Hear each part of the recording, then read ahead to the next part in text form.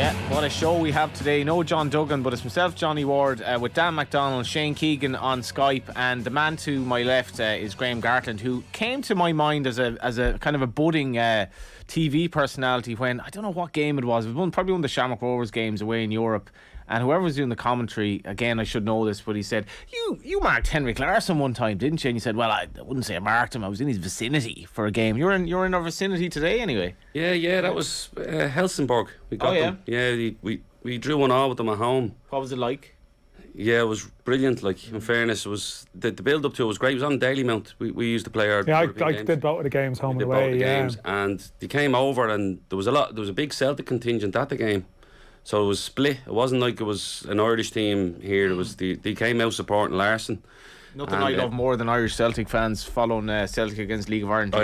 I know, exactly. Anyway. And that's what happened. But then we went over there, and they had a reputation of just blitzing the home team, really. I think they got to the semi-final that year, and they came out in the first 30 minutes. It was chasing shadows. They just blitzed us. But he was exceptional. He was everything. Best you played? Yeah, hands down. No one came near him.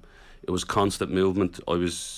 He'd work you in the 10-yard radius to the point where you are tired, and not many strikers do that. He was 2 or 3 movements, 4 movements, wouldn't get it, spin back out, show again. Never really had a go at anybody for not putting the ball in when they should. The odd time he'd give them a little nod and say, like, here. He kind of had humility or whatever as well. He did. He didn't really talk much. Like I think I was on here before and after the game. I spoke to him, and he was really, kind in what he done for me, and I really appreciate it, because they were quite. The team came across a little bit arrogant that they said, don't ask for jerseys after the game because we need them for the next round, and we're like, it's only 1-1. But they knew something we didn't. But it was probably the one time, and we touched on this as well a little bit on one of your other shows that you're on, Johnny. How many shows I know. on, like, yeah. We were talking about it was probably. You have to narrow that down. I know. Just on your podcast when I done it with Paul, it was probably the one time Paul Doolan. If you haven't seen this, I mean, Dan and I, it's probably our finest moment ever, and we didn't do anything. We just got Paul Doolan and one-time defender Graham Gartland together, and it just went well. It was a therapy session.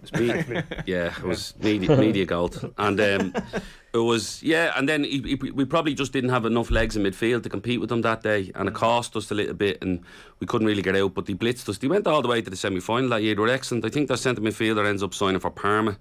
And they were right in the middle of their season as well, because they're winter football, so summer football as well. So we didn't. It was a tough gig. It was probably the best European team we played against at the time. Even Kiev as well. They blitzed us more than Kiev did. Like, they were excellent, and he was different class. What did Paul Doolan say in his pre-match analysis about Larsson? He was just like, he's got his frailties, you know. No, he just said, I won't even do the accent, but he just said, do the accent. No. He said, you got to watch him. You watch him. He's clever. He'll run off you.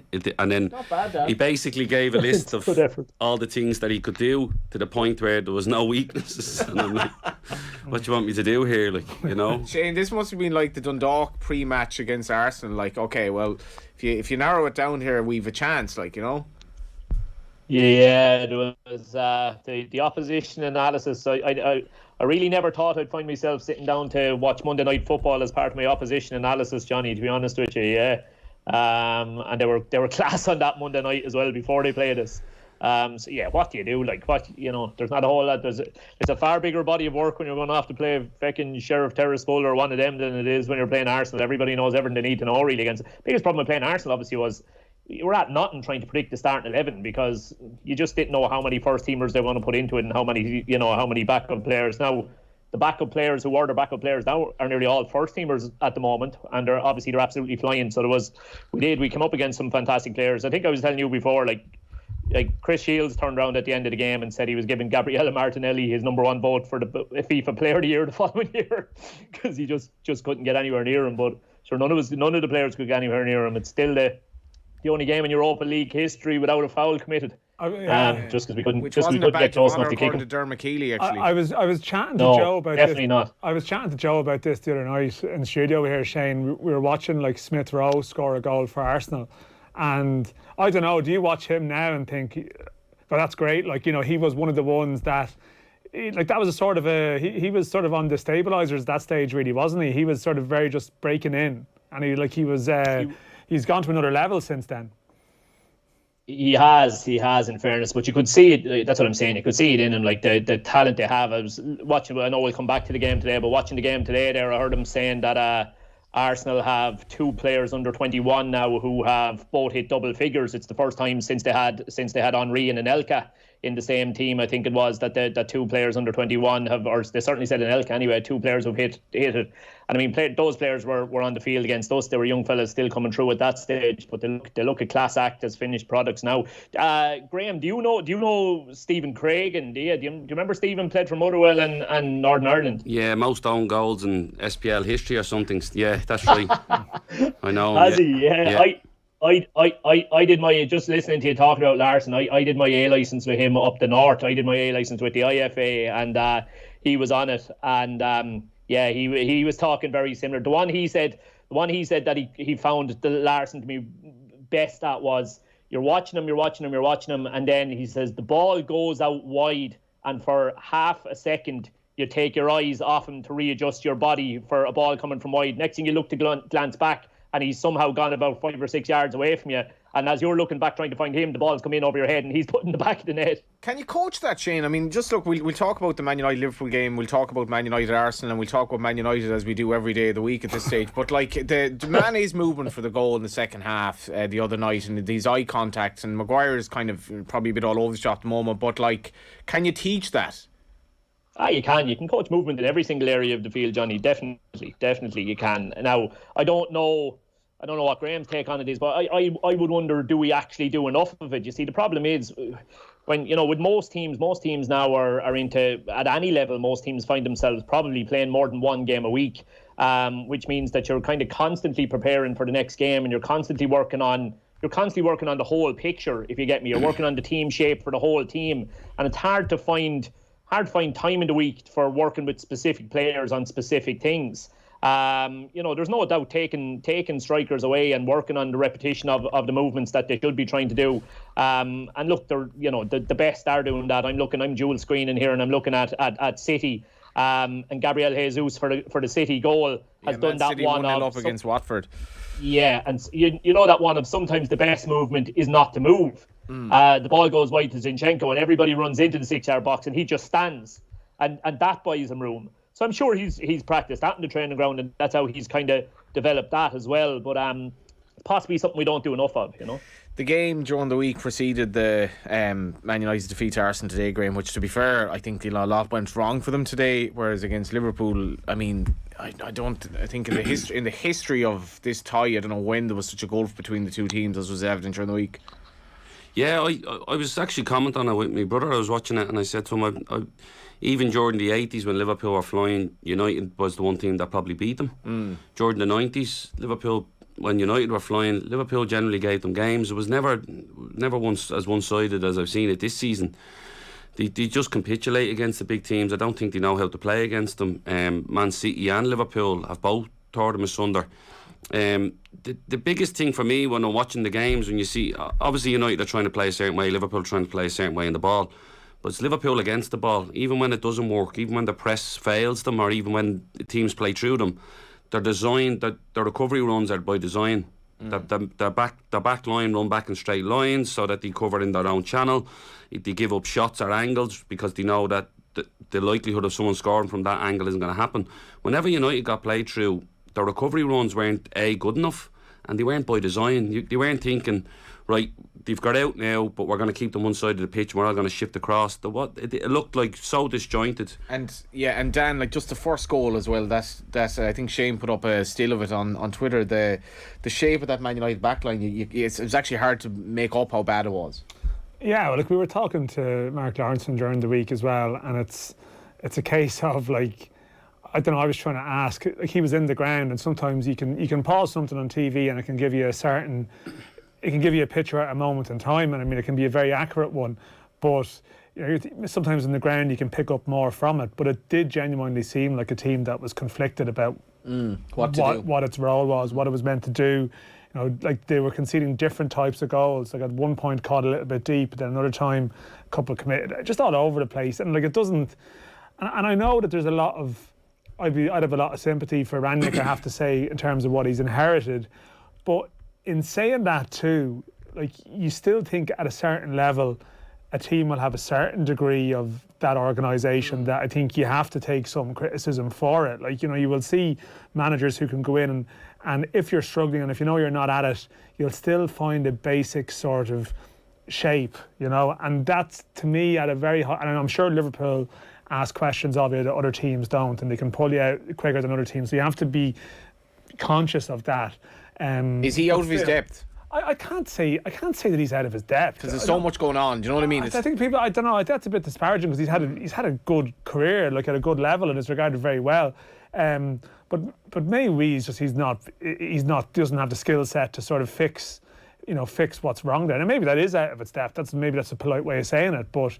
Maybe he doesn't have the authority either to sort of really to fix it. To fix it, and that's sort of the problem. I'll tell you what, Diaz doesn't get enough credit for the first goal because he knows that he's going to be offside for the first one, but he goes early. He goes early ahead of Jones, and then they know when they put Salah in down the right hand side, he's back onside. Really, really clever play from Diaz to know, well, this pass isn't intended for me, but I'm going to be offside, and now Jones can't get back round and he gets a tap in. Really clever from Diaz. He's taken to the Premiership really, really well. So from that sense, it was really good play from him, but like you said, disjointed defending from Man United. Just before we get to Man United, like Liverpool, what they've done this season to make this a title race, to be fighting wars in four fronts, and just the energy it must involve to keep producing, it's just insanely good. Yeah, I actually think, like you said, the narrative is around how bad United are at the minute. Like when Liverpool were struggling in the 2000 or in the 90s and the 2000s, I don't remember it being this much about Liverpool struggling, and Man United. It was always about how good Man United were at Arsenal, where Man City coming. So I think they probably do deserve a lot more credit. I thought they were really harshly treated last season, I have to say, even to the point like Roy Keane saying they were poor champions. I thought that was a really poor comment at the time, because I just thought they've lost basically the main centre back. They've lost the whole centre backs. Alisson's father died. He couldn't get back to Brazil. He was going through a lot. It was COVID as well, and they lost COVID, the Anfield factor. They lost all that. They lost like you said, home fans. And this year I think they've plumped out their squad really, really well. They've recruited unbelievably well in the summer and in January.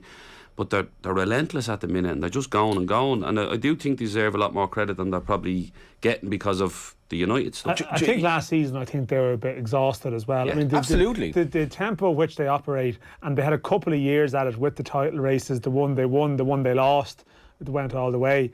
And I think it just caught up in them. I think it did. And like they've managed to sort of carefully. They've refreshed their squad a bit in certain areas that they can take one or two out of the firing line where they couldn't before. So no, I don't like they weren't bad champions, definitely not. But like they definitely sort of ran out of steam. Yeah. And they're refreshed. They hit a wall. Like Shane, Graham mentions the Roy Keane thing. Like the Mirror has the list of its top 5 read stories in the sports section this week. The top 5 stories. I think the 5th one down was the reaction of people on social media to Roy Keane's reaction from the game. It's like, sorry, what are you reading here? Like, this is absolute mush. This is a guy who hasn't played football in 17 years. He hasn't managed in over 10 years. He has nothing to do with this Man United team, and you're interested more so than, admittedly, the story I was reading was who was going to be the new Athlone town boss, but it was like, so you're looking for a social media reaction to something Roy Keane said. All he said was it was sad. That's all he said. This is the second week in a row that you have brought up Roy Keane on the show to complain about. You are like a broken algorithm, right? Like Johnny, you are like like the modern internet has created somehow a person like you, the person who complains about Roy Keane's stories going viral. You've now introduced it to the show. Well, in fairness, Graham brought him up because he said they were bad champions. Sorry, Shane, go ahead. Wow. Any mention of Roy Keane been in the hunt for the Athlone job, Johnny, in that piece? No? I'd advise him not to take the job. I think it's complex. I think he's too big of a personality to deal with some of the personalities there. But they certainly they weren't bad champions, Shane. And if Liverpool, I don't have issue with the other stuff. Just so you know, I just have an issue with. What other stuff? Roy Keane stuff. People reacting to Roy Keane stuff. That's the way it is. He's the biggest clickbaited personality in Irish football. That's what. But people put up stories on it because they know they're going to get reaction. I'm not giving out. The reaction that you just gave is what we want. Like, I'm a broken algorithm, but in fairness, Shane, they weren't bad champions. No. And even if Liverpool don't win anything else this season, they've had an incredible campaign, I think. I know. Look, they have. They've been fantastic, and the fact that even just that they've managed to make a race out of it, thankfully for all of us, something that looked like it was completely and utterly dead. Look, I mean, the thing with them, Johnny, again, you can't but compare them to United and how chalk and cheese it's been. Like, the recruitment has just been top notch. It really, really has. And the players he got rid of to an extent. The what? Sorry, the players he let go as well to an extent. Like, he's just managed everything really well. He has. And look, like, if you go through their last half a dozen signings, let's say, I mean, they're almost nearly all hits. You go through Manchester United's last half a dozen signings, and they're nearly pretty much all misses. Like, even like I would not have seen Jota been as the success that he's turned out to be. I thought he was good at Wolves, but I have to be honest, I didn't see him being capable of the levels that he's produced. As Graham has said, like Diaz, not just the other day, he's been an absolute breath of fresh air around the place in terms of taking the pressure off the other bodies that are there. And look, Thiago's kind of current form is coming right at the right time. I don't know if they're going to be able to catch him. I find it hard to see City slipping up, to be honest with you. But what I would absolutely love is a Champions League final between the two. I just think it would be an incredible occasion. Sounds more like Kevin Keegan than Shane Keegan there. I would love it if they beat them. Let's get that goal at the Etihad. It's 1-0 to City. Let's hear who got it. Man City 1, Watford 0. A bright start from the champions as Gabriel Jesus scored 4 minutes in with what was City's first shot on target. Watford haven't looked comfortable since minute 1. They've tried the best to sit off City's front three, desperately throwing tackles in, but are offering far too much space. It's been too simple for the Blues to simply pass around a defensive line, opening up gaps. Cancelo and Zinchenko are regularly overlapping for the passes. They know they're going to get them. It's been too easy for the host. At the Etihad, it's Man City 1, Watford 0. Sometimes this stuff just writes itself. Kevin Keegan and Shane Keegan having the same surname. I mean, I just wasn't predicting that. That was the joke. That's the joke. And while the ads were on, while you went to the Man City report, Dan, you mentioned an intriguing game in the League One.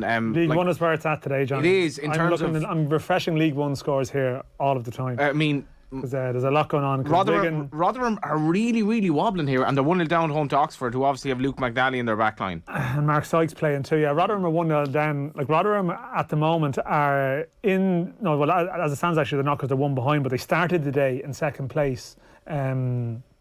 And they're 1-0 down at home to Oxford. MK Dons, but of course Troy Parrott, Conor Coventry, Warren O'Hara are sort of poised to capitalise if they can.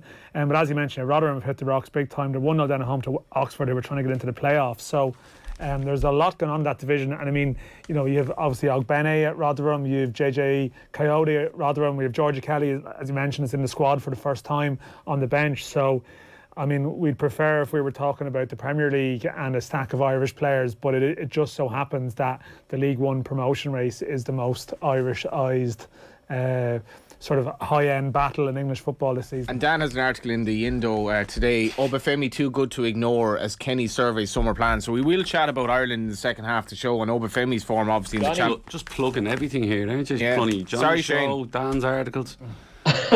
Johnny, I can't let the moment pass without letting you know that I chose Kevin as my confirmation name.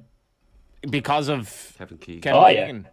Yeah. Wonderful. I think the first video collections I had, my dad bought me Match of the Day's greatest of the 70s and 80s. So, it was, even though I wasn't a Liverpool fan, Kevin Keegan was one of the ones that I just thought was absolute class act. So, yeah. Had to check that there was a Saint Kevin. Once there was a Saint Kevin, there was only one winner for the confirmation name. What's your confirmation name, Graham? Matthew after Matthew. Saint Matthew. Well, Wes Houlihan has the best one, because Wes Houlihan's is Cantona. That's right. Yeah. I don't who was that after? I don't think he checked if there was a Saint Cantona. Hold on now. Dan, I have a close runner. I'd have a close runner for that one. You know Mickey Duffy's, do you? Oh, is it Thierry, isn't it? Correct. Yeah, that came up before the game in Arsenal, that it's big Arsenal fan, so he's Thierry. I presume you found some sort of...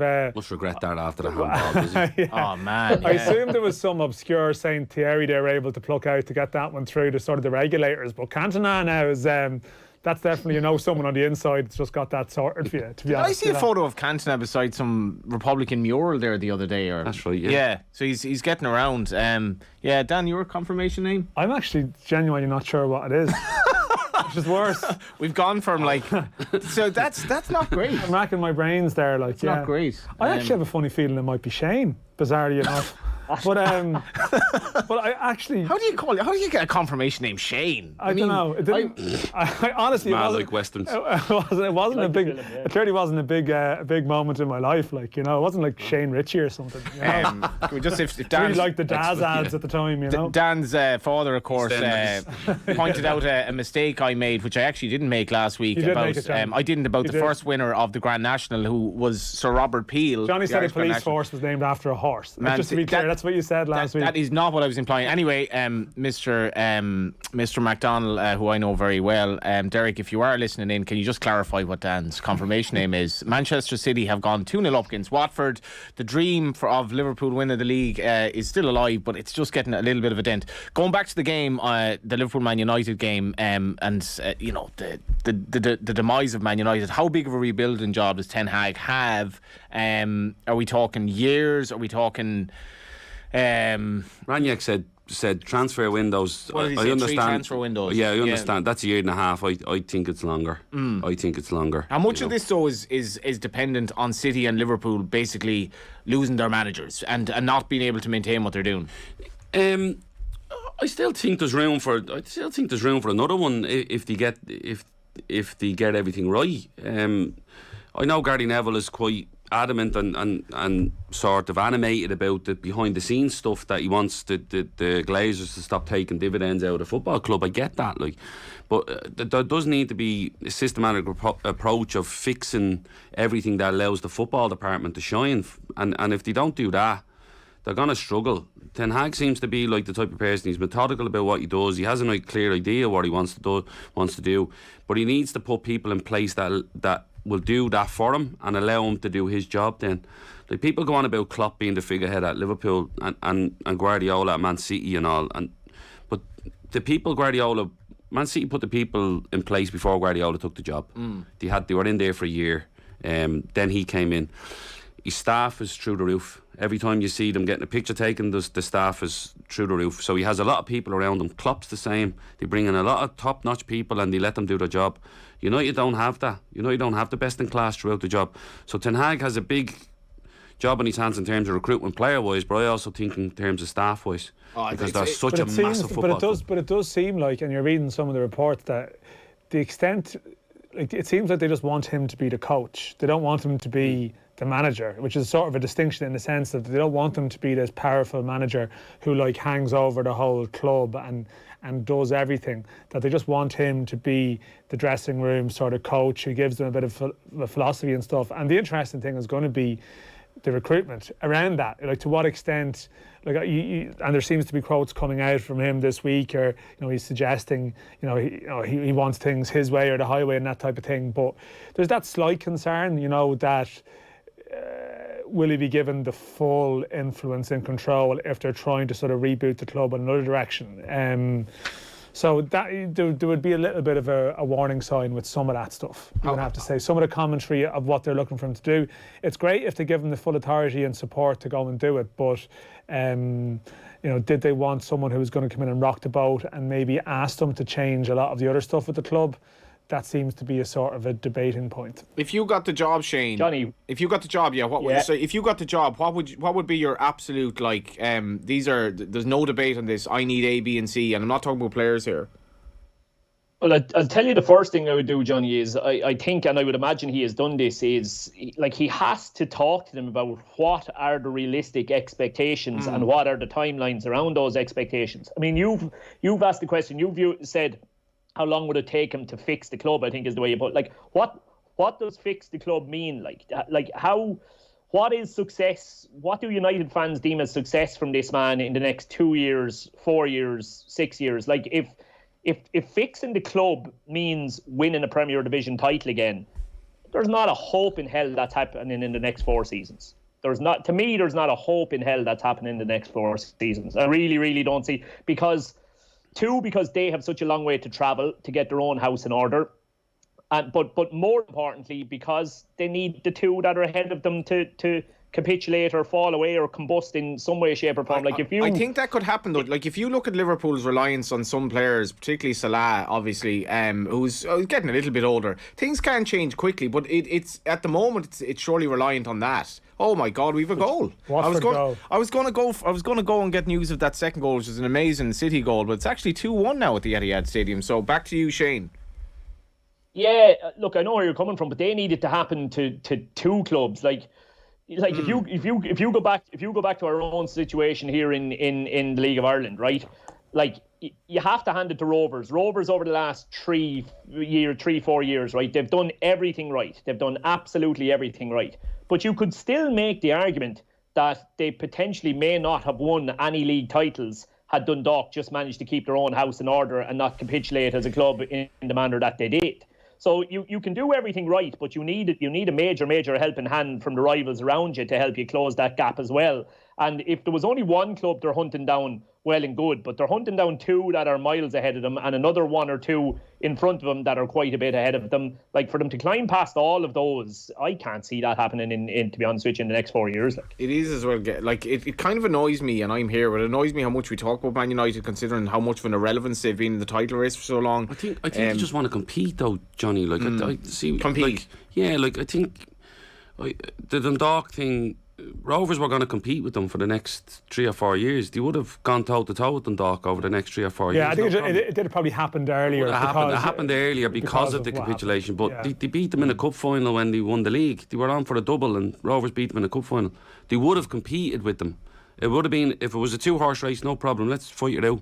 United aren't even in contention here. I do agree with you though, Johnny. Sorry, that like so much rests on Klopp and Guardiola, and it's hard to see either of those clubs going backwards, dramatically while they remain there. But there's always that special event that can happen, that all of a sudden one of them leaves for some reason, something happens, they decide they want a new challenge, that knocks that club back. Because I do think no matter how strong they are, but both of those clubs will have a setback when that manager leaves. And you'd have to be ready, Dan. They have to be ready. And as you say, like, all the stuff you hear about their scouting and all this, I mean, it's miles off. Well, let's react to another Sky Sports pundit's comment, because it did strike me that Graham Souness said none of these Man United players gets on that Liverpool team. How many of them do you get rid of?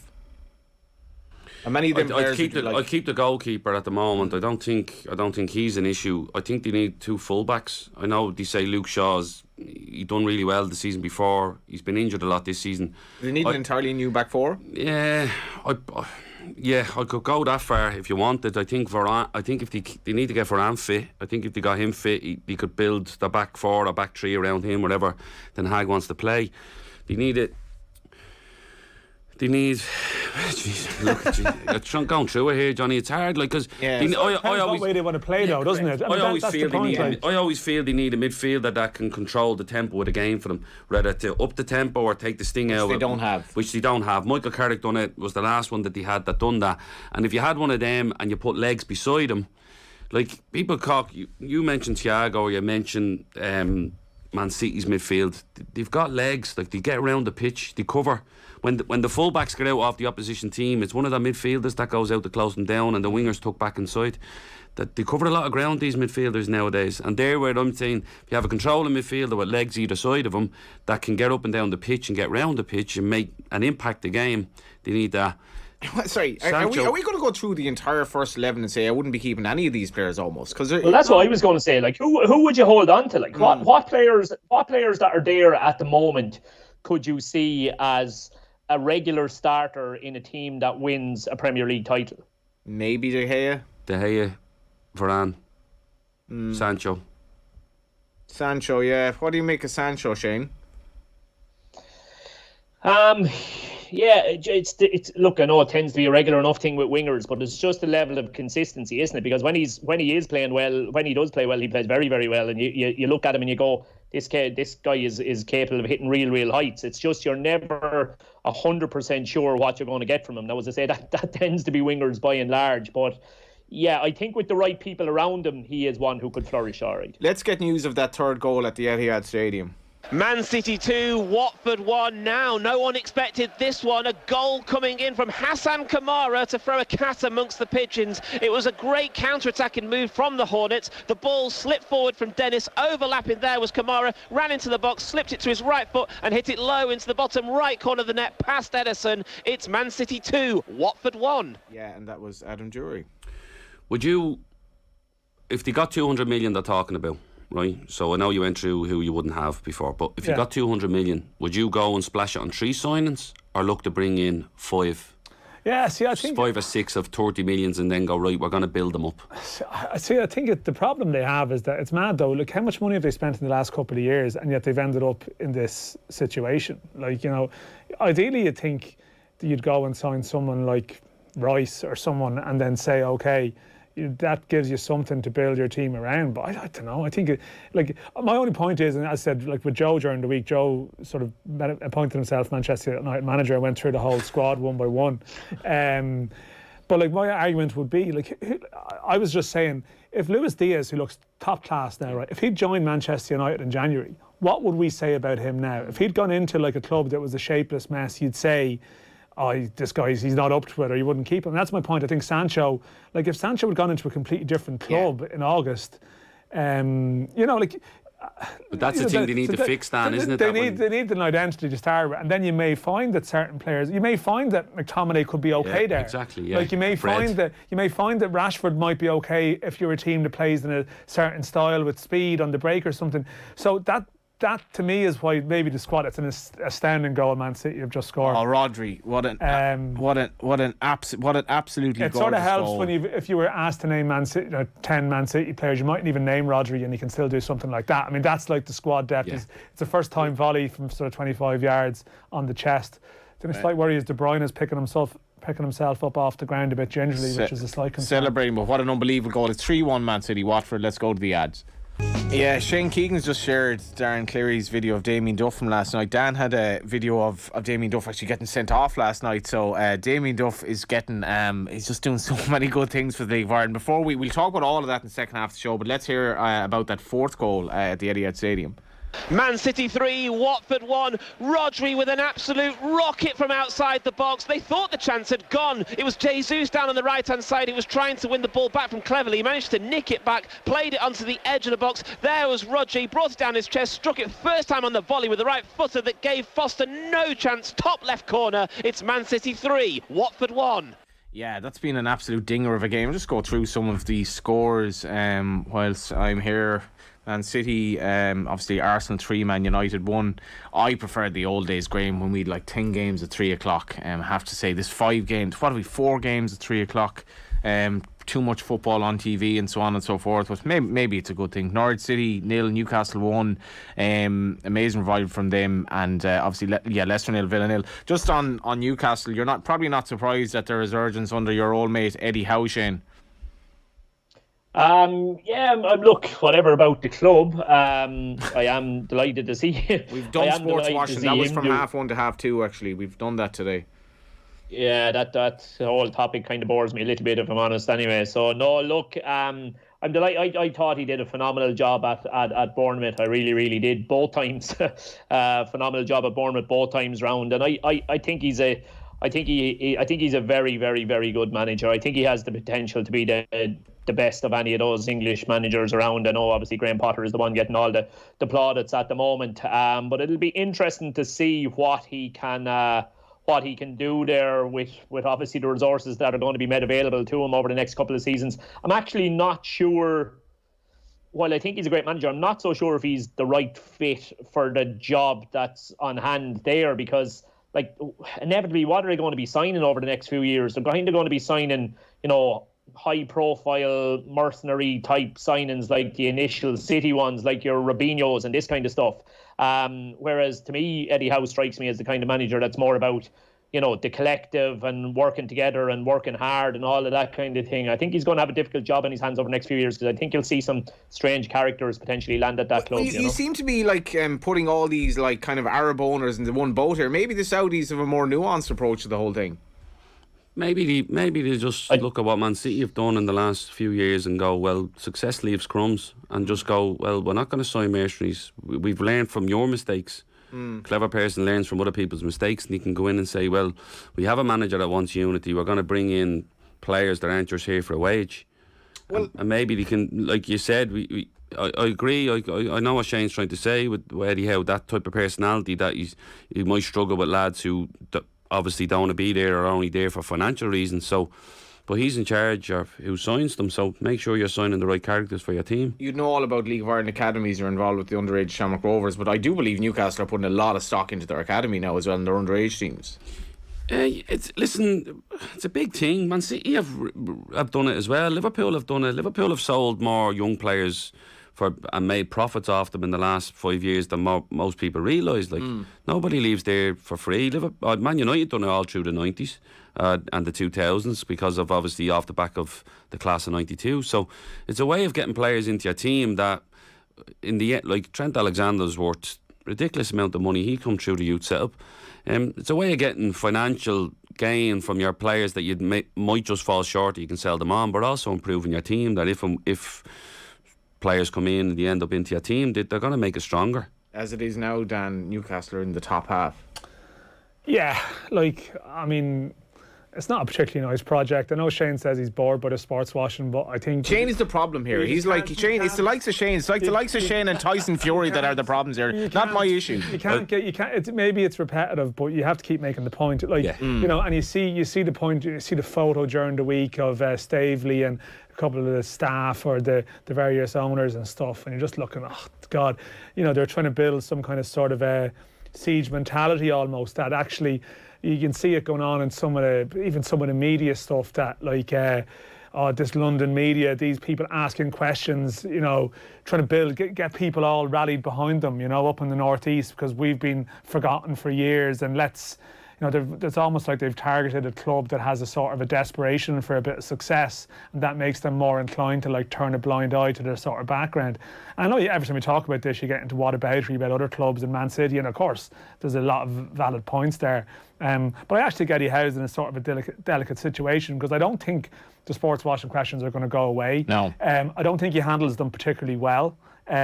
Is there a good way to handle them, Dan? No, probably not. But he is going to get chucked overboard at some stage. Absolutely. It's a stone cold raging certainty that will happen at some point. Unless he leaves. That won't happen, I don't think. And, he has to obviously be careful about how he sort of manages that over the next couple of years, because that could be damaging for him. So it's interesting. He has a great reputation as a coach. But I was listening to Keith Tracy. Keith Tracy's on the Under the Cosh podcast. Well worth listening to. Very, very good listen.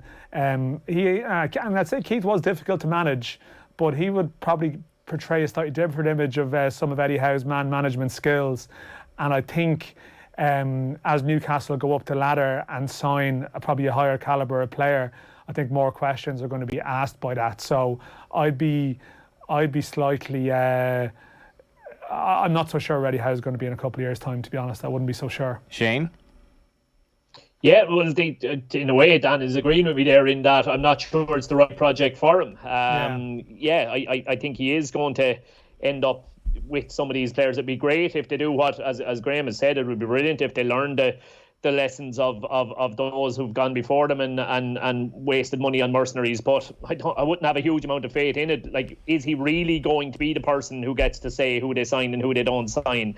There's probably questions around that. So, look, it probably is a case of when it comes to an end with Newcastle, because that could be 6 months' time, that could be 3-4 years' time. How does he manage to get out with his reputation still in decent act?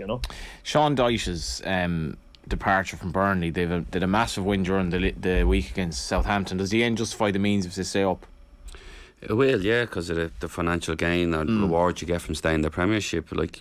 But football's just ruthless. It's one of the most ruthless sports you can have, where bottom 6 teams have all got rid of their manager this year. Yeah, and you even seen it with, I think, Martin Russell lost his job, Ian Morris lost his job. There's no stability in it, and it's so tough because it's cutthroat and you're answerable to people above you who, some of them don't understand football at times, but they're making business decisions as well, and you have to accept that, because ultimately we're in a football game and they might be in the business game. So the two of them sometimes don't mix that too well, and they're making decisions. But for what he's done for the club and what he's like, he's kept them in the Premiership the last so many years. He's been excellent. Like, and what were your thought process, Dan? I don't know. Do you think it probably just ran out? I still think it was a harsh decision, but I have to admit, I watched them during the week against Southampton. I know Southampton are probably in one of these clubs that they might be on the beach already, and they won it comfortably. But when you look at the fixtures, they've got a good chance. So the end will justify the means if they stay up.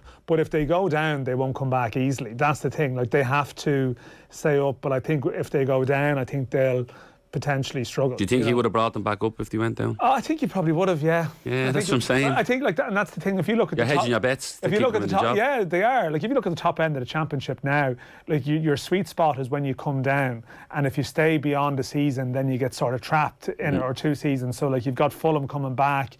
You've got Bournemouth. Didn't happen for them from last season. Norwich, they're close on the way back. Norwich constantly do it. Even Sheffield United, after a mixed season, have made a late charge and potentially can end up in the playoffs. So it's West Brom were the slight exception this year that you would have expected to do that, but then they've changed manager twice.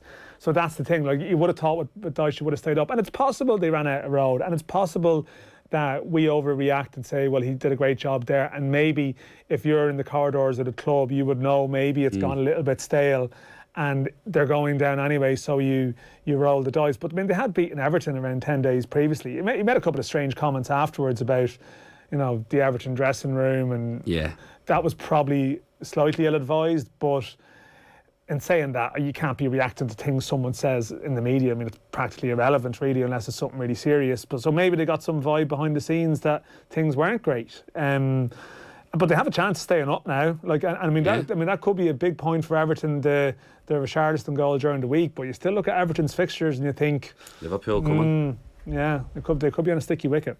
Who would you like, of the two, Shane? If it comes to a battle, who do you want to go down, Everton or Burnley? Oh, Seamus Coleman, Nathan Collins, and so on. It's probably better for Irish football than Nathan Collins stays up, is it?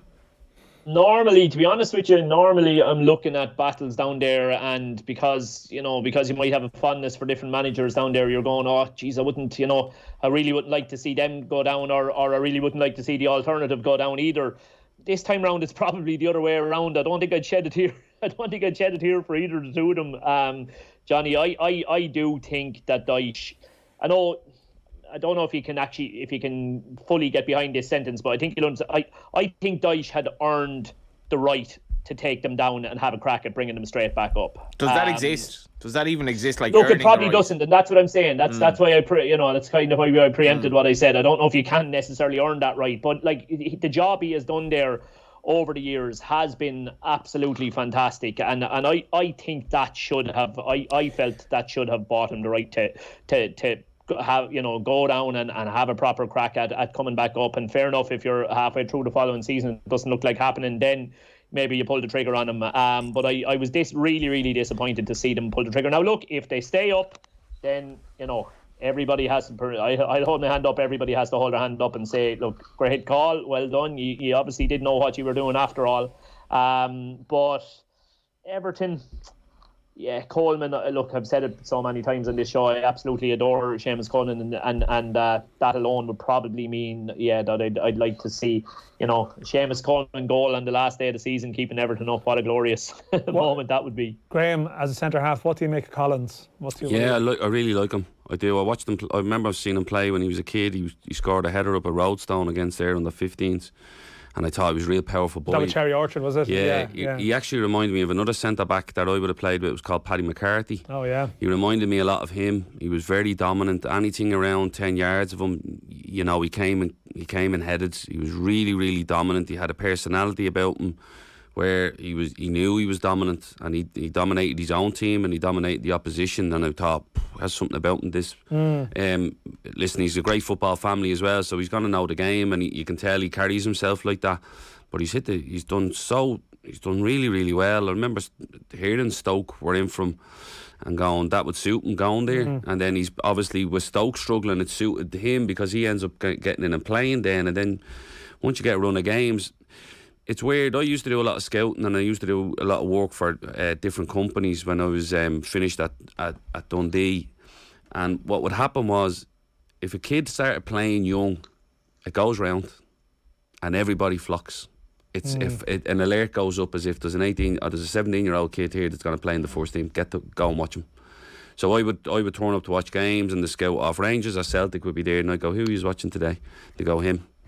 He played in the first team last week. He's playing here in the reserves. You have to watch him because the report goes in. Because everybody's looking for who's breaking into these first teams early. He does have that's sort of open to manipulation, that system, though, isn't it? Yeah. You throw a couple of 16, 17-year-olds in to sort of fatten the calf and sell them effectively. 100%. But again, that's how these teams stay and keep their because they're going to sell them to bigger teams, and the bigger teams take them, put them in their 23s or their reserves. But the club then that they're buying them off is able to fund their first team then, and that's the way football's been. Let's just go to the half time at Norwich v Newcastle. I'd like Everton to go down, by the way, just in case.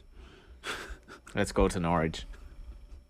Norwich 0, Newcastle 2. Couldn't have been much worse as far as Norwich are concerned in a match they had to win, really, to keep any dreams of staying up alive. They had two wonderful opportunities to take the lead. Both fell to Kieran Dowell, but he managed to miss both of them, putting them over the bar. Particularly the second one looked easier to score. Joe Linton showed him how it was done. One fabulous finish after Murphy and Willock had brought the ball clear. It fell to him. He had to readjust his footing, but slammed the ball into the top corner, right-footed. Then it was Murphy through on goal again, set up by Guimaraes' fine ball. He saw his effort saved, but there was Joe Linton following up to tuck it home left-footed. Norwich 0, Newcastle 2. We'll also just recap on the half-time at the Etihad.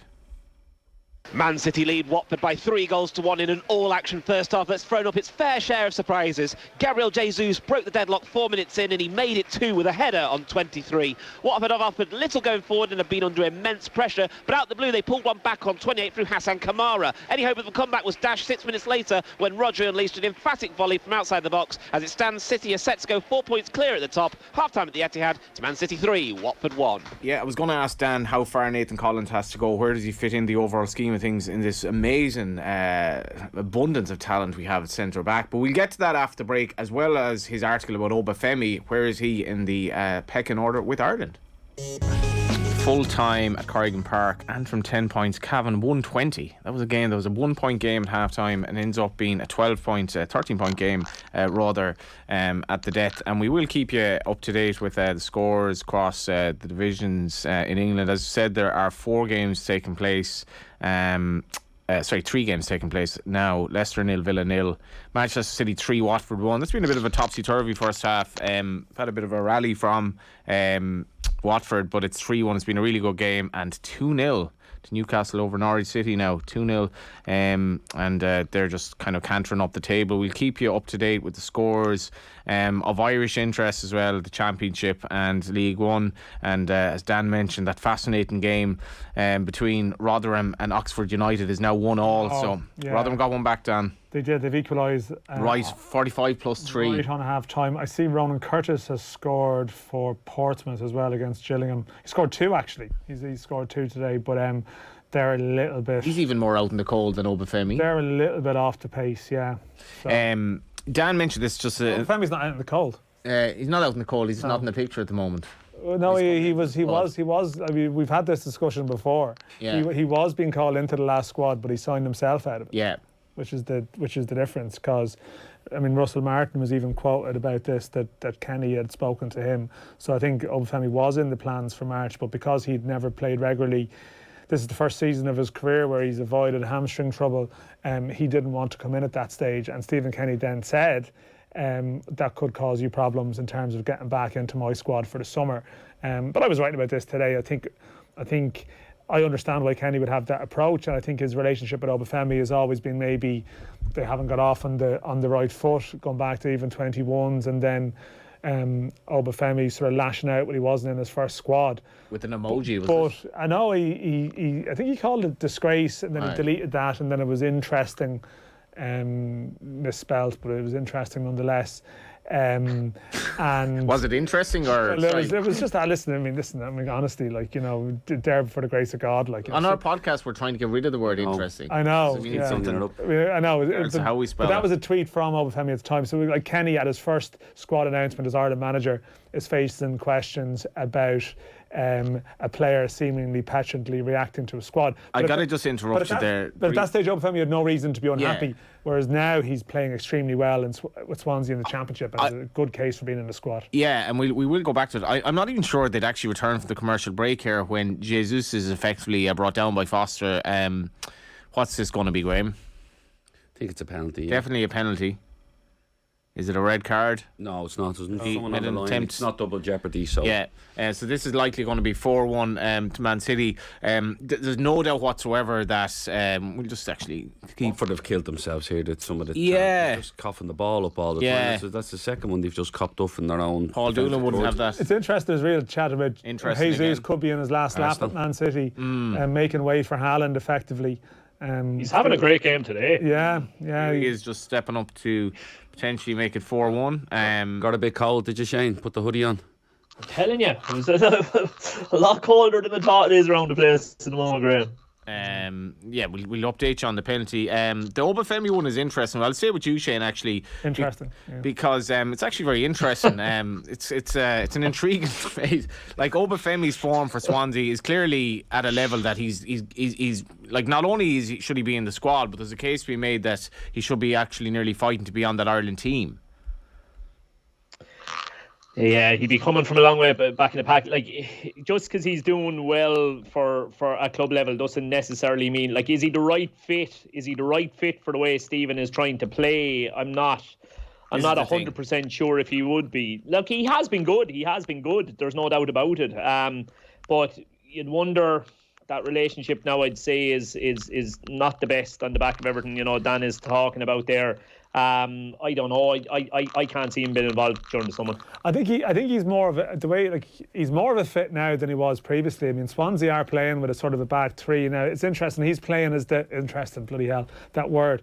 We're journalists. Do we not have anything in our vocabulary that isn't interesting? Well, the word. It's always say, it's an interesting game. It's an interesting topic. You're making an interesting point. Intriguing, fascinating, whatever. But he is the central striker for Swansea in that sort of 3-4-2-1 that he is playing. And I think Kenny had spoken previously about Obafemi playing as a lone striker. He's not one that's going to sort of, run down the sides like sort of Adam Ida. But I think there is an argument that in some of those games in Dublin that Ireland have played, where they're playing a little bit more in the opposition half, and they are playing with that system, that maybe his movement around in a front three could actually have a real role to play. And he does have pace as well, and that's a big attribute that Ireland, I think, lacked, and Ogbene gave them that. So I would have said he didn't fit into the way Kenny was wanting to play, but I'm not so sure about that now. I think there's a real case for him being in the squad, but I don't know. It seems like the relationship has been complicated, but I mean, if he doesn't come in this summer off the back of an uninterrupted season, when is he ever going to come in? It almost feels like it has to happen this summer, or if not, then surely Stephen likes to stick with players he trusts, and he does. He builds that relationship with them, that trust with them, that relationship with them, and if it's any way frayed, he's going to go with lads that he feels he can trust, and at the moment he's probably a little bit on the outside of that. I think he'll need to come in the summer, a good camp, a long time together to iron out any difficulties, because if he doesn't, all the subsequent gatherings are going to be shorter and sharper. And of course, who's just scored for Swansea, who has literally just scored for Swansea to equalise against Middlesbrough, Dan? Well, I mean, it's not Ryan Manning, obviously. It's Michael Obafemi who scored. That's his 11th goal of the season. That's the radio, lads. He scored. Ryan Manning. It's all. But the communion. We still haven't gotten your confirmation name. It's actually my family WhatsApp group there's a massive debate. No one actually knows what it is. Really? So there we go. Yeah. Catholic Ireland is dead and gone. Shane or Carl. But Carl. I think it was after the guy in The Simpsons. Lenny was the other option. Yeah. He's Lenny. He's definitely Lenny. No, but I don't know. I think he's the top Irish scorer in the Championship now. And the thing is, he's got 11. He's got 11 goals this season, but he scored 10 of them since February. Like, I mean, this is a run of form that I just don't know. Like, I mean, it is a higher level than League One. Obviously, it's a level up. And I do sort of see what Shane's saying as well. I think sometimes when it comes to Ireland debate, it can be too simplistic. It's like, oh, he's playing there and he's scoring there, and like as though you have to change your squad all the time and react to club form. This is well, like, I do agree with that, but I do think, as a striker, you can always have room for an informed striker. Yeah, but completely. You know? Is it a help that, like, Ryan Manning's actually playing? I think he might be playing left wing back today. Cyrus Christie, the other wing back. Is it a help if you bring Obafemi into the squad and say, well, Ryan Manning is here, this is your club mate? You know, there might be a slight doubt about his attitude. So if he comes in and Manning's there, well, listen. I would say that Kenny went out of his way in March to say that he had a chat with Obafemi. He thought he was very sincere. They were the words he used. And in fairness to Kenny, as much as I completely agree with Graham, and like he would know better, you know, like he is very sort of likes to work with a smaller squad and loyal. I don't think Kenny would have used those words if he didn't believe it, if you know what I mean. I don't think he would have said, if the conversation that Obafemi was sort of flippant about it, and then Kenny comes out and says it's sincere, I don't think Kenny would play games with that. And I think Russell Martin said similarly that Obafemi's desperate to play, but in a way then there's no reason why he shouldn't come in this summer. Adam Eada's out, you know, so absolutely. Really, if not now, then when? And this is all brought to you by Sky. Don't miss Chelsea versus West Ham on Super Sunday, live only on Sky Sports. I love how you do those reads, Johnny. Really enthusiastic. Sorry, like my entire job could. Are you commenting? Are you doing the commentary on that as well? It's a different intonation in the commentary on that as well. Just because you're Mr. Big Time Charlie. The only reason you got into the commentary was because they were stuck for somebody. In the pandemic, they started showing games at all the clubs. So they did all these like two Bob characters at each of the clubs coming up doing Shamrock Rovers. By the way, you've been very good. I have to say, Dan, he has made an impression. He has been very good, Johnny. He mixes like football knowledge and a little bit of, I suppose, a little bit of humour. Shane Keegan's thrown in. Bit of personality, Johnny. That's never goes wrong. There's too many people playing a deadpan. Graham throws in a bit of personality. Not Joey now. They replaced you. No, you're not Joey. They replaced you with Oscar Brennan last night, did they? No, I don't do the away games. In Bows TV last night, effectively, yeah. What do you make of the Ireland's picture at the moment? What do you mean the Ireland picture? What do you make of the Ireland situation? Like, are you bright about, are you enthusiastic about us going forward? Yeah, I was. Then when, like this time last year, effectively. Yeah, I was. Yeah, I knew. Obviously, you're trying to change the style of play, and I get that. And I know what Stephen's trying to do. I know what the coach are trying to do in terms of being more expansive on the ball and having control of the game by having control of the football. I get that. My gripe probably 18 months ago was that you can still do that and be defensively solid, and at the time we weren't. I remember speaking to Dan about them having a lack of sort of protection in front of the back three, and they were a little bit open at times when that happened, and the goal against Luxembourg summed that up, I think, at home. But I think they've sorted that. I think they've recognised that you can still be good on the ball, but defensively you can get back into shape and build from there. And I think I was at the Belgian game. I thought after the first half hour, I thought Belgium were really good. I have to say, I was sitting there going, this could be a long day. But then they got a hold of the game a little bit. They got further up the pitch. They squeezed the game. They pressed when it was on to press. They dropped off when it was on to drop off. So I am a little bit more enthusiastic about it over the last 6 months, I have to say. We're centre back. What's your back three? What's your preference in the front? We've an abundance of options. I like when you play a back three. I've been on the side of this as well. It's okay to have a full back as one of your back three, because when you do roll, when you do slide into an area, into a wide area, it's one of your centre backs that actually goes out and engages. So I've no problem with a full back in there, and I think Coleman bring that experience. I like Nathan Collins, and the Kerry lad that's one I'm. Long, yeah. John Egan. Sorry. A Cork/Kerry. Yeah, I like John Egan as well. I do feel that maybe eventually it might be Nathan Collins that takes the middle one. Okay. Eventually, because I do think he gives you a bit more recovery pace in that position. That if you are going to squeeze up higher, he probably will be a little bit more mobile than Duffy. Where is he in the pecking order, Dan, do you think now? I see the pecking order is very confused, because I mean, Amoma Badele was coming in there, and then he's got a long-term injury. Darragh O'Shea was a starter, a guaranteed starter, and then he had a long-term injury. I think Kenny likes him still. I think he just likes him in terms of his passing and stuff as an option. Because in terms of the summer, you see, you have this situation where Matt Doherty is out. So Coleman you probably do put Coleman wing back. Although I can't see Seamus Coleman playing 4 games in 10 days at wing back either. So they'll have to sort of figure out what to do with that right wing back position, and will it be someone, will he bring back Cyrus Christie, or will it be Danny McNamara at Millwall is having a very good season, or will it be one of those defenders that we mentioned that you try it with Darragh O'Shea or something? I think the picture is actually very hard to figure out the pecking order. I'd like to see. Egan is a certainty. Egan will always play, right? Yeah. So Egan is a nap, and he can play in probably any of the 3 positions. I think Duffy is probably a certainty at the moment, and it feels like it'll actually be Coleman in some games and one of the younger lads in another game. But with Coleman out of the equation, maybe it's between Darragh O'Shea and Nathan Collins in the short term for that 3rd spot. But longer term, you could have any number of combinations. Collins will play if, like you said, if they move Coleman, Collins will play. At the right in 3. He's playing at a higher level at the moment. He's doing really well. Like you said, he'll play, and he's done really well in the home game. I'd love us to have a natural left-footed centre back. Yeah.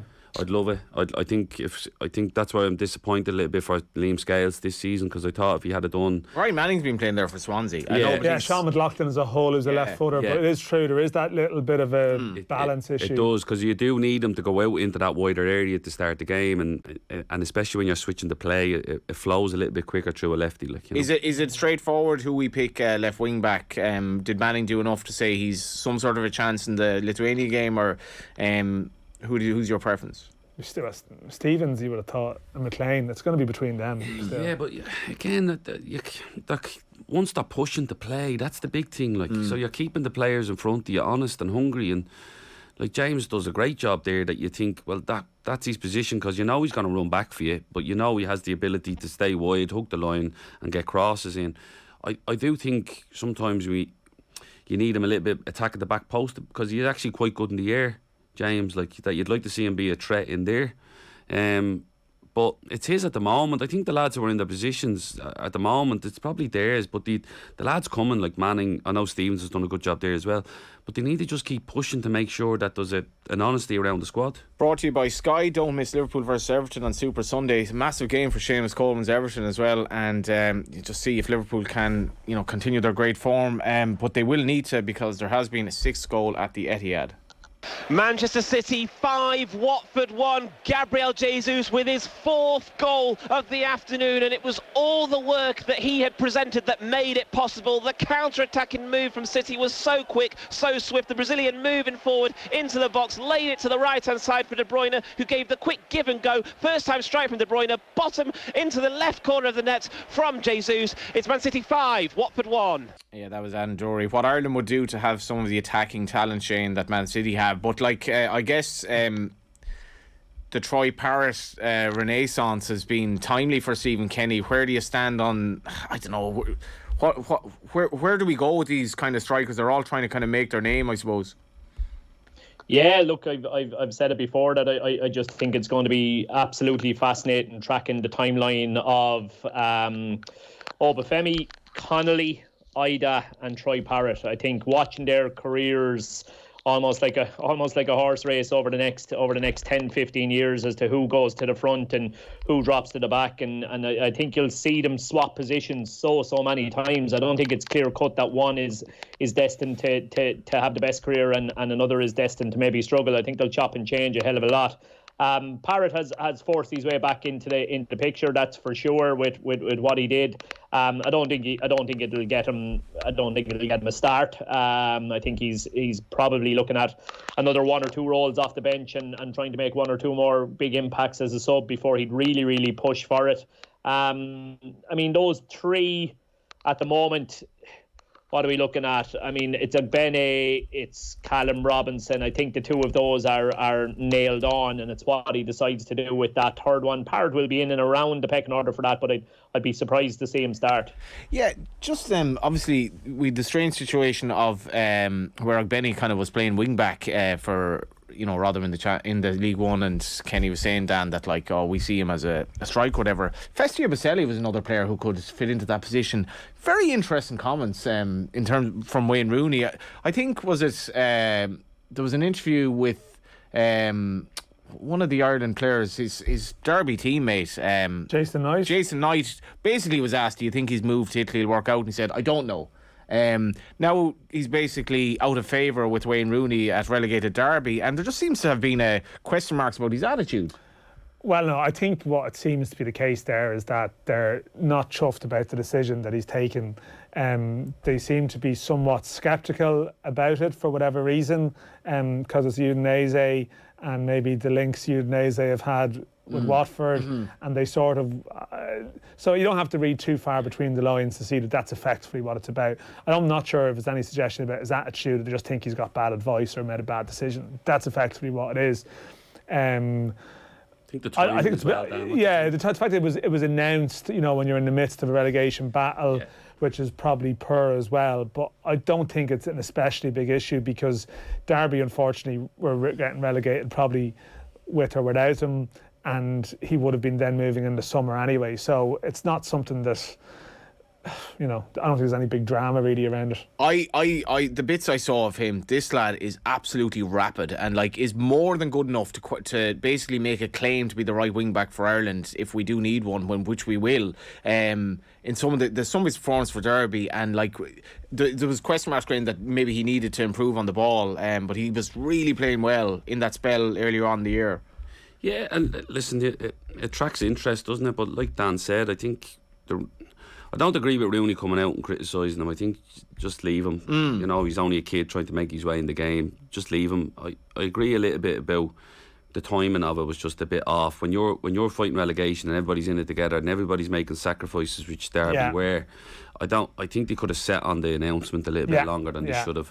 So if I'm a manager in that case, I'd be looking around thinking he's not with us here to try and get out. Then what happens is it just becomes a little bit of a deflection where they'll have a pop at him now and his attitude's not great. We're still fighting to get results, and Derby are in it together. And I think Rooney's just sort of being a little bit clever here, where it just takes something else to talk about. But I do think, I agree with Dan, a lot of it, the timing of it is poor, but I also think there might be something going on underneath it that you might see him end up at Watford in a couple of years. Yeah, I think as well, it's one of those where, like you're saying, he could be the starting wing back and stuff, and it's a bit like Obafemi. You just have to be. You have to rein it in. Be patient with these you lads have as to well. be. Like, I mean, Ebaselli's be so different to Matt Doherty. Like, you're so different, like completely different. So it's just two completely different types of players in that position. So, Dan, will he play at Udinese? Like Matt Doherty's a starter at Spurs. They're a top 6 team. Like, will he play? Not a chance Ebaselli would be picked ahead of Matt Doherty. Will he play at Udinese that he's going to get the game time that he did in the Championship? My point is Doherty's out for the. I know, but he's not.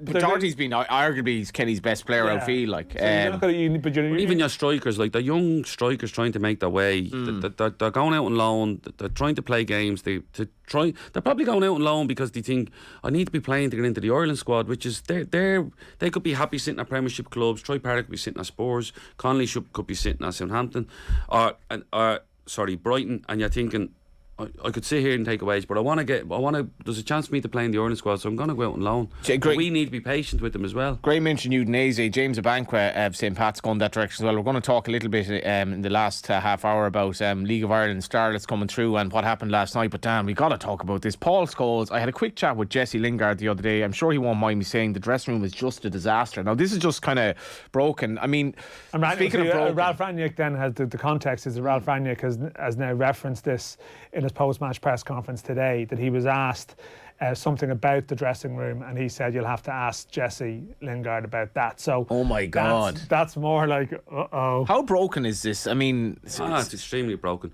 I to be honest, I think it's poor from everybody. I think it's poor from Jesse Lingard. I think it's really poor from Paul Scholes. Like I said to you, I can speak to players. I speak to players walking up a hill now. It's a little plug. Just want to give that a little plug. A plug. We're cleared ahead. I do that where I go and speak to players. There's things that we speak about that I'd never talk to you about. It's nobody's business. And you need to keep that. And Scholes is a pundit, but obviously has the ear of a couple of players. But you can't go and share that publicly. Like, because now you're just bringing look, and that's the thing with United at the minute. And something Ten Hag has to deal with. You're gonna have a lot of ex-players that go, "Oh, Ferguson didn't do this, so we had this and we had that." You're like, yeah, but that's moved on now. That's the irony of it, Shane. You've Scholes and the fella I mentioned the first half of the show, Roy Keane, who are on about like what's wrong with Man United. Not necessarily, they haven't necessarily achieved massive things as managers themselves. Paul Scholes obviously had a brief spell at Oldham, and he thinks it's fit for him to say this. Yeah, Paul Scholes, it's amazing. It's amazing the difference between your perception of a fella while he was a player and the perception of a fella since he's retired as a player. I mean, Paul Scholes was just absolutely brilliant as a player at just letting his football do the talking, wasn't he? Just gets his head down and was consistently brilliant for United. And since he's come out of that role, he just comes across as a bit of a, I don't know what the word I'm allowed to use on air really, Johnny, is, but he wouldn't be my cup of tea as a fella, that's for sure. So he wouldn't. So it's no surprise that he's come out. Like, what a hatchet job he's done there. Like, there's absolutely no need for that whatsoever. Absolute, and he knows what he's doing too. Like, that's not just an off the cuff remark. I'd say he has reasons why he wanted to stick the knife in there, and it's just scandalous. Completely and utterly uncalled for. But it doesn't surprise me with him. It's scandalous. Yeah, I don't think you can ever cross that over, because you're hurting your own football club. I don't think he'd mind me saying this. I think was his yeah, word. but I think he do.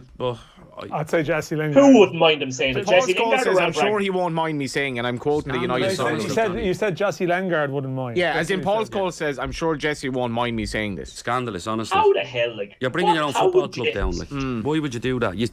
These people profess to love the football club, but then they bring it down from within. I don't get that. Like, Shane, like the hierarchy of the dressing room as well. Like, how does this work? Because you've obviously your captain, but you've different personalities. You've players who've there a long time, players who are coming in, players who might think they're bigger than it. Like, it must be seriously important to get that right. Yeah, the character. Look, it doesn't matter who's wearing the armband, Johnny. It's the character of the big voices within that dressing room. It's the character of your alpha males, and probably also how those alpha males get on with each other.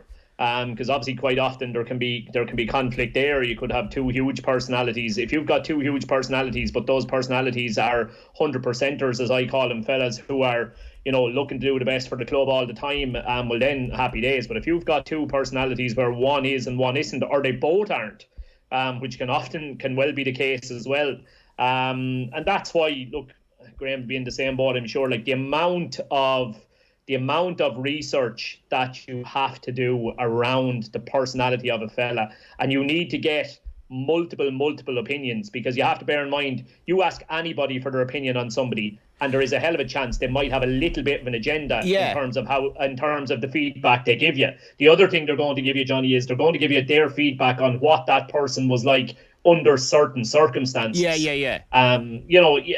You could have a fella whose attitude is absolutely brilliant. Absolutely, you could have a manager tell you, yeah, listen, I had him. He was absolutely brilliant. What a fantastic fella. Attitude is superb. Yeah, that's because he was starting week in, week out for you.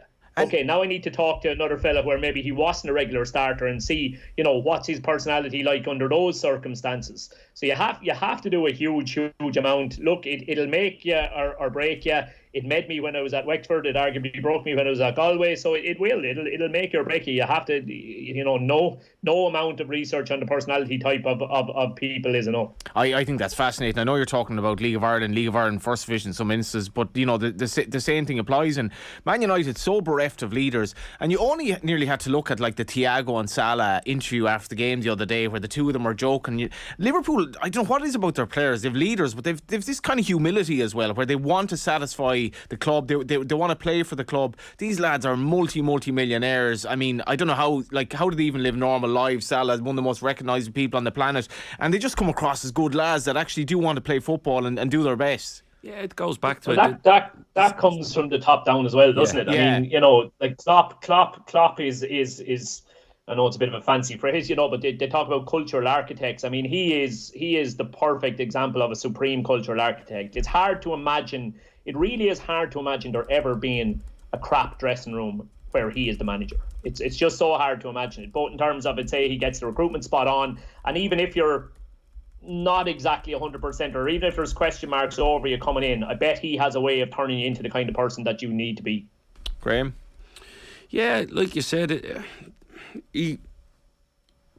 the thing what I see with Liverpool is they want to impress your teammates. You know what I mean? You don't want to let your teammates down. That was the biggest thing in the good dressing rooms I was in. It was you wanted to impress your teammates. You want your teammates to know that you were in it with them.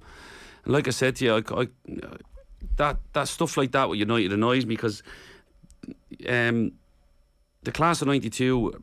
So good for Man United, brilliant, and even what Gary Neville's trying to do for the City of Manchester is brilliant.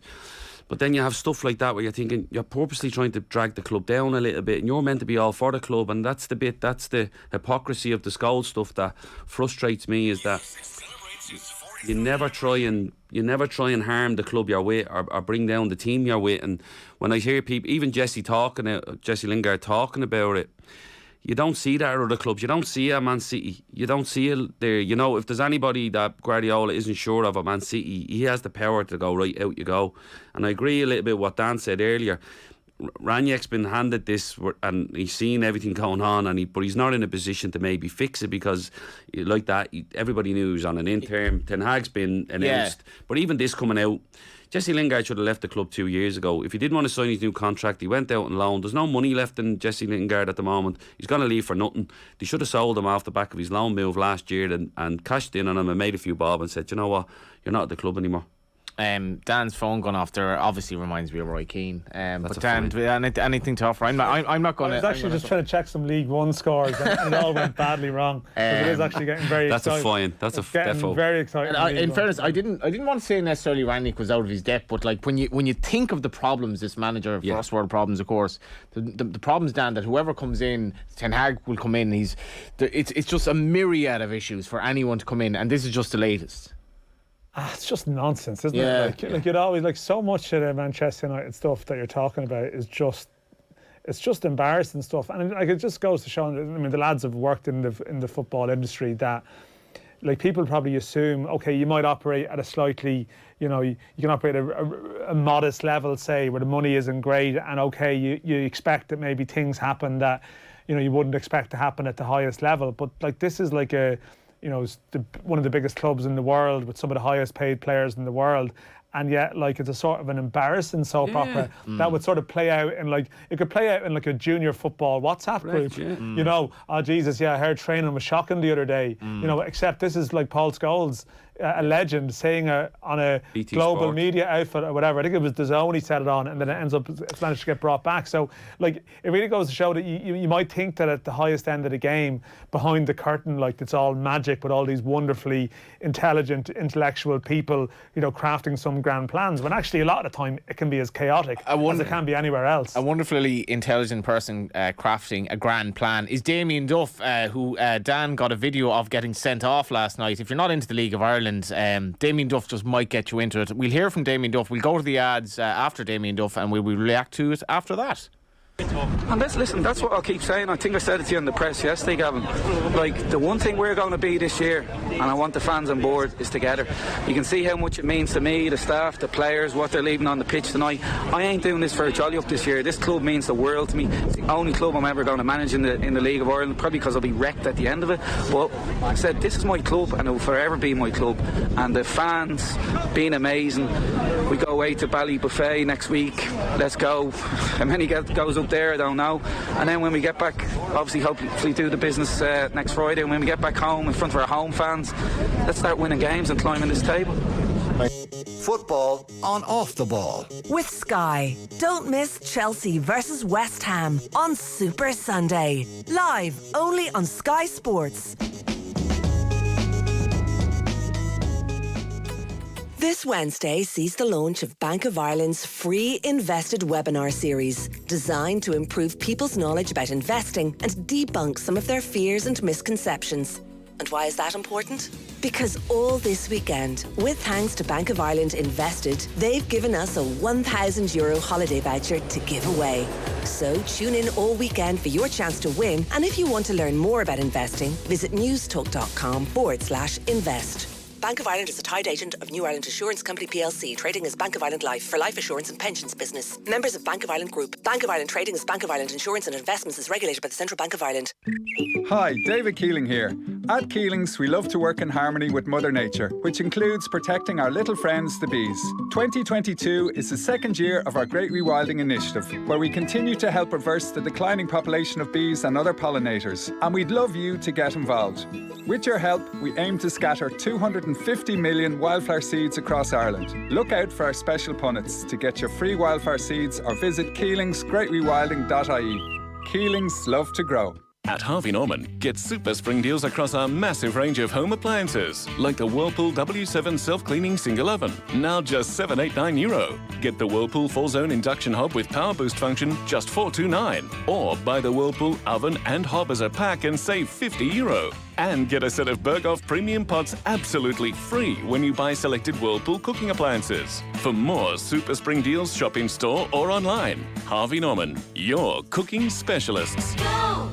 DoneDeal has the largest range of electric vehicles in Ireland, from Ireland's trusted premium car dealerships. That's where you will find Brady's Mercedes-Benz on DoneDeal. Stop by Brady's Mercedes-Benz showroom on DoneDeal today and connect with them for great deals on electric vehicles. DoneDeal, for electric vehicles to feel great about from all of Ireland's trusted car dealerships. And I'll tell you something else. You lot don't even belong here. Ireland is just for the Change is at your fingertips. Help us tackle racism by reporting any incident you witness, either on the iReport app or at ireport.ie. This is Ireland's new true crime sensation, Unusual Suspects, the #1 podcast in the country. They load up 7.4 million and drive off with a hostage, and they're gone. In order to be one of them, you have to be a pathological liar. You can see the stacks of money bulging through the nylon. FBI are watching it 24 hours a day. You can't make this stuff up. Download Unusual Suspects now on the Go Loud app and all major podcast platforms. I like ancient oak forest green, though the tones of creekside fern really complement our vision for the bathroom. But we've got a bit of a wild card, rustic pine needle, which is a bit edgier. EBS understands how important these decisions are in your new home. So come talk to us about our green mortgage if your home is BER rated B3 or higher. Find out more at ebs.ie. Lender criteria, terms and conditions apply. Information correct 24/2/2022. Valid BER certificate of B3 or higher required. EBS DAC is regulated by the Central Bank of Ireland. There's never been a better time to buy VHI travel insurance for a range of benefits at home or abroad. For peace of mind when you travel, search VHI Multitrip. VHI Healthcare DAC, trading as VHI Healthcare, is regulated by the Central Bank of Ireland and is tied to Collinson Insurance Europe Limited for VHI Multi-Trip travel insurance. You might think you know Ireland's ancient East, but maybe it's time for a closer look.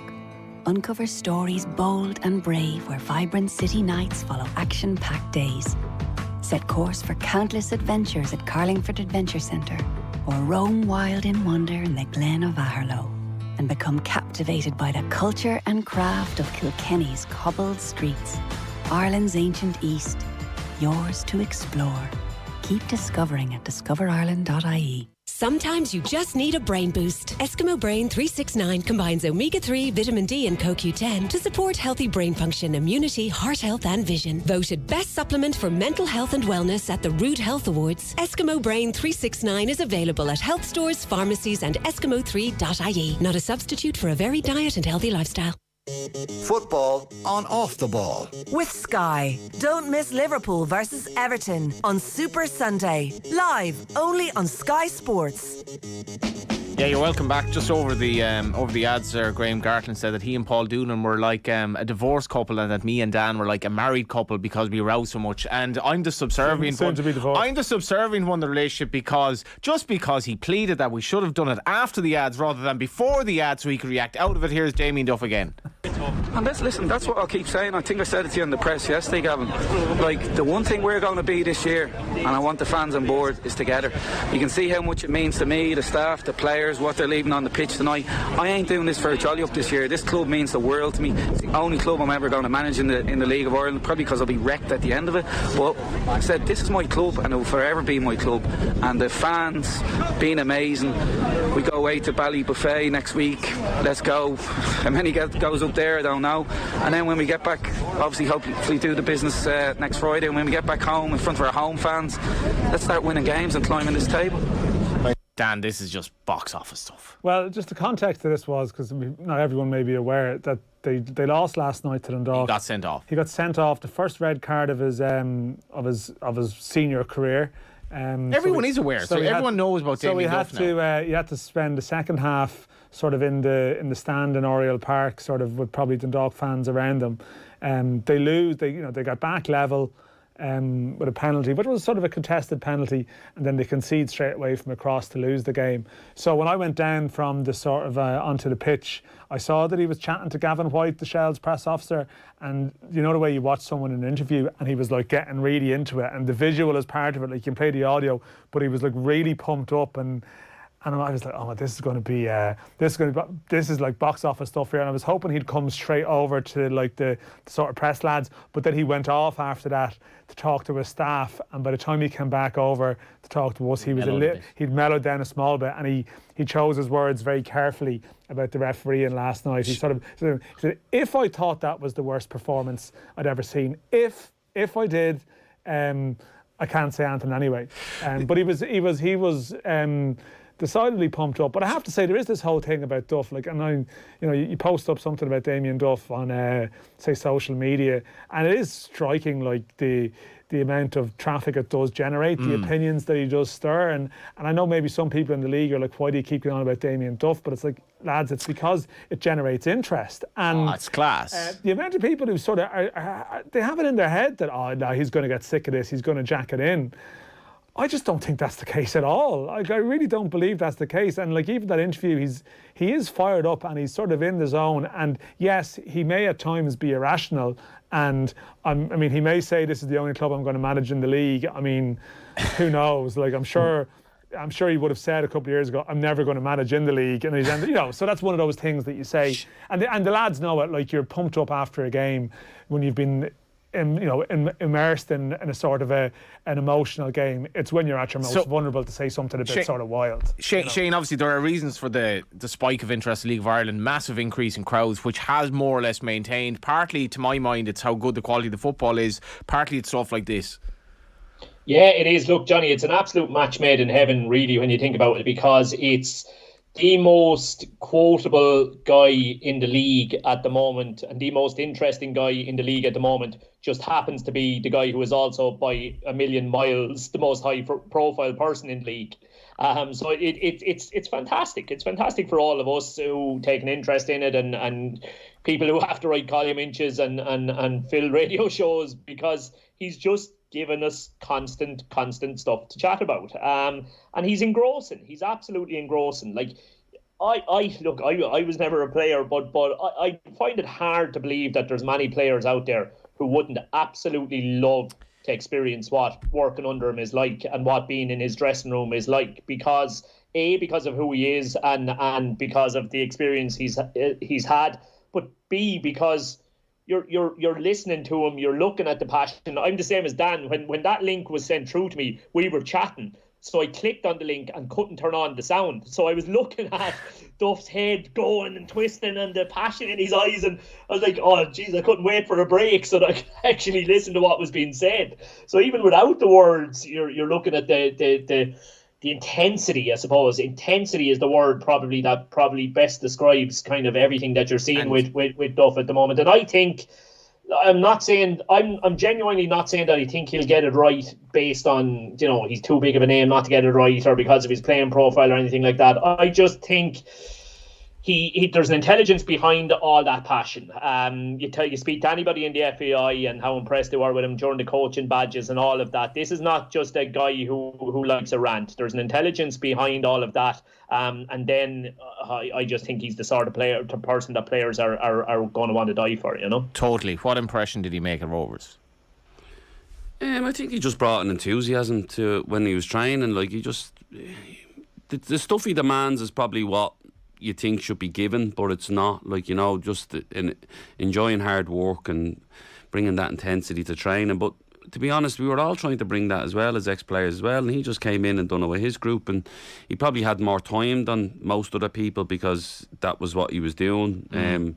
We were trying to do a lot of other things. He just had one team. The other coaches that were at the club at the time were probably working as well, so that's why he was able to do the morning sessions as well and things like that. But just that, the clip just comes across like he's trying to rally the club here, that they've suffered 2 big defeats. Not big defeats in terms of the Bohemians was a big one. They lost at home to Bows. They've gone away to Dundalk and they've lost 2-1. They've conceded in the last 5 minutes. He's not leading by example though, getting sent off or something like that either. You know, because at the same time, Shells have had, they've had a red card in the game. He probably shouldn't be getting sent off. And maybe he'll say he didn't deserve. I'm the last person going to ever criticise someone getting sent off here. But I think he's trying to bring that. Any red cards in your career? I don't too many. As a coach or as a coach, actually, I'd say you're a class enough coach, yeah. No, got two in Scotland. Oh, that's not too bad. 1 rescinded.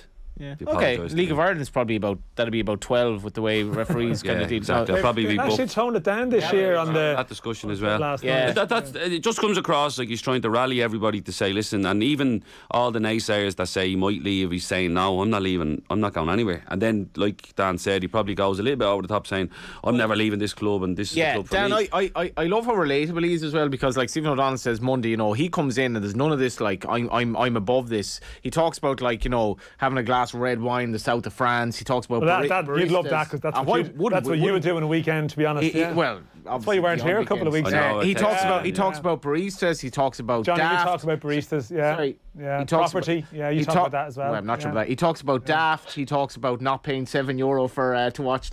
He's relatable, despite the fact that he's obviously a multi-millionaire or whatever he's meant to be. But as I said, I can understand why maybe people within the league who are like, well, you know, there's plenty of other talented people in the league we should be talking about, and I'm sure we'll talk about sort of Bows Rovers and other storylines. Well, there aren't many players in the League of Ireland who are one of Ireland's best ever players. I just don't understand this. So there's a sort of a psychological study to be done in, people who say the league needs more attention. Big league fans who are like, we need more people watching the league. It's a disgrace, it's ignored. And Duff comes in like, sure, he'll be off in no time. He thinks he's too good for us. It's like, sort yourself out. Go and talk to someone about that.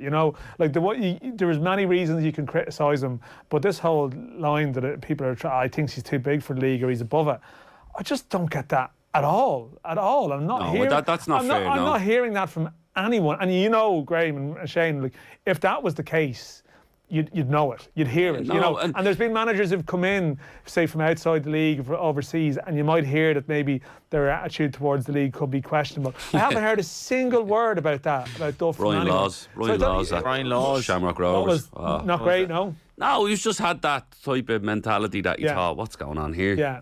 Of course, John Sheridan was called out, although I think completely wrongly. I think John Sheridan was just slagging one of his players. Like Brian Laws is a typical sort of old English manager, ring on his little finger, one of those, and just had that, like, you could hear the odd little comment where you go, he's not having this at all. But I wouldn't label that at Damien. No, and even Joe, like, listen, these lads have all coached their underage where it wasn't considered. Yeah, of course, they're living and breathing the game. We have a text in. I'm not sure if we have the sender yet, but love Damien Duff. Want to see him succeed at Chelsea. That said, Damien surely needs to calm down a bit. One wonders if Damien's temperament is suited to management. That's actually an interesting point, because he did get sent off last night. Let's keep on the League of Ireland team. Shane, the performance of Jack Byrne on Monday night, you watch League of Ireland, you look at levels and some of the stuff he did, particularly his pass for the goal that Danny Mondroyo scored, continued it right into the first half of the game against Bohemians last night, and you're banging the drum for him to be in the Ireland squad. I just, for me, Johnny, there's no argument in, you use the word levels, like I don't see how anybody could claim that he's not on a different level than every other player in the league. And that's not in any way. We've got some fantastic players in the league. We've got some, for want of a better way of describing it, we've got some absolutely brilliant 9 out of 10 players in this league. But if the rest are 9, if the rest of our best are 9 out of 10, well then Jack, it must be 11 out of 10, because he's a step or two ahead of anybody else. Look, he was the last time round.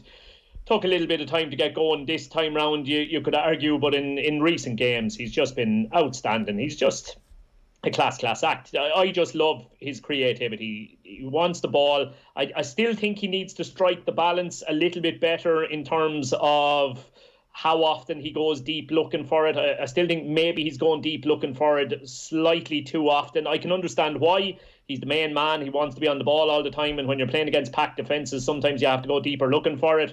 But the moments of magic we always get from him are in that final third. And maybe at times he just needs to accept, okay, I'll stay here in and around here for the next 15 minutes and get 4 balls instead of going deeper and getting 8 balls. But when he's on it, there's nobody else in the league that can do what he can do. There's nobody else that can even see the passes that he sees, never mind pull them off, throw in the set piece stuff on top of that.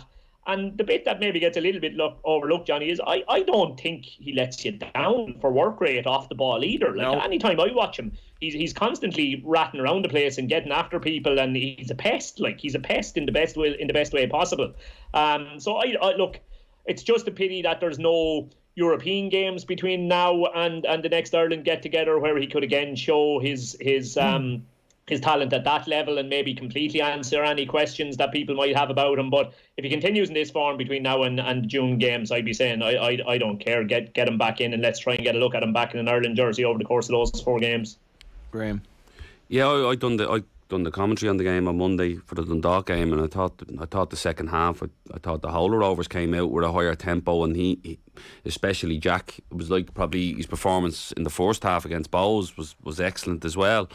And I spoke to him about his back injury was probably a lot more severe than people thought it was, and having had, that's probably what finished me, is that you lose that power and ability to turn, and that little yard that you, and Jack had a lot quicker than me, but that's where Jack, I remember talking to him about it when I done the talk with him, and it was one of the things he touched on a lot. He found he had it going over, and he probably failed his medical, he said originally, and then they got it through, and then obviously Mick lost his job, but he had it a while. So it has taken him a little bit to get going, but his pass the other night is unbelievable. The way to pass, if it's too slow, it's cut out. If it's too fast, the keeper gets it. It actually slows up as Danny's hitting it.